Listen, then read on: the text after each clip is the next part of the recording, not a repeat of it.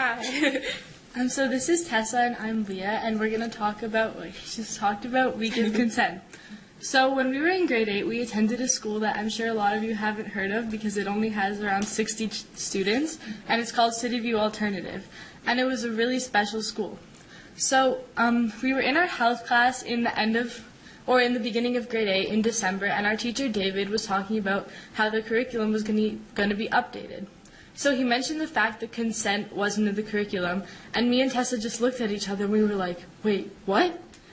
So to provide some context, at this time we were also starting our year-round culminating project called an ISP, or Independent Study Project, which was very free and open, where the school, because it was a social justice-based school, allowed us to pick any topic we wanted or that we were interested in and just explore it and go and talk to experts, and we decided to make a film. So we chose the topic rape culture in the media, which is kind of a heavy topic for 13-year-olds to be talking about, but it just kind of rang a bell when we heard about it, and we wanted to learn about it from real people who worked with it, and not just from like little GIFs and Tumblr posts with like little quotes. We wanted to really learn about what rape culture meant and how it had an influence on our lives as young women and other young women's lives as well.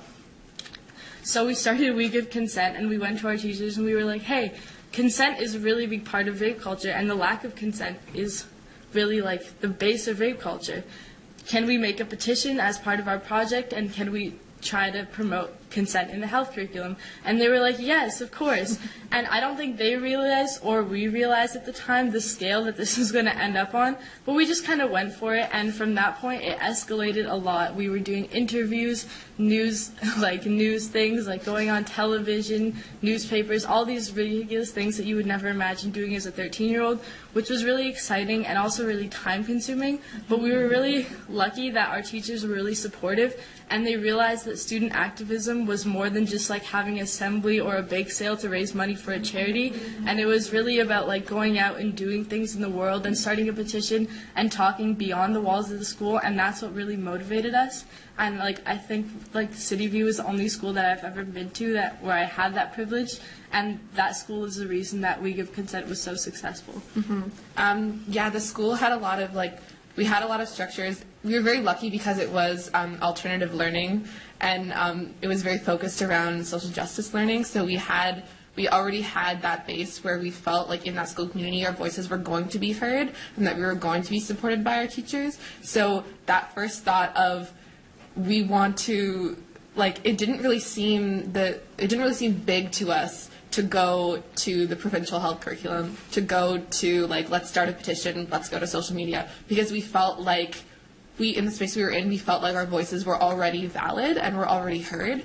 And I think it's just, it's interesting going off of what you said, Zahana, the fact that you had the opportunity to do that project, that culminating assignment, was similar to Leah and our opportunity to do our independent studies project. So in our media class, this was in the grade 8 year, everyone had to do one. And everyone had that expectation that they were going to put in these hours of research, these hours of interviews to create this media piece about something that actually meant something. And to us, we didn't feel like we were looking at rape culture because we had to. We were looking at rape culture because it was a part of our lives and a part of our identity as women. And we got so much out of the experience to be in, to interview experts who worked in rape crisis centers and worked in writing about their experiences.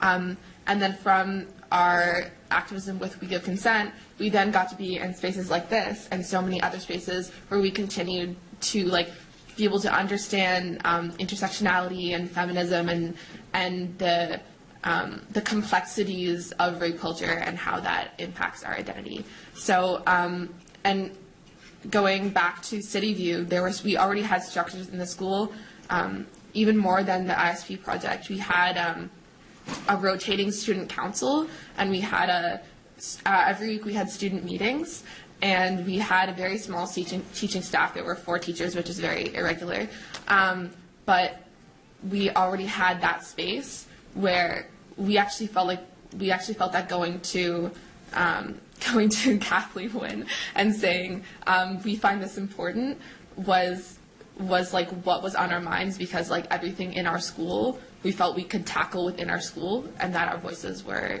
going to be able to be heard like within the media and within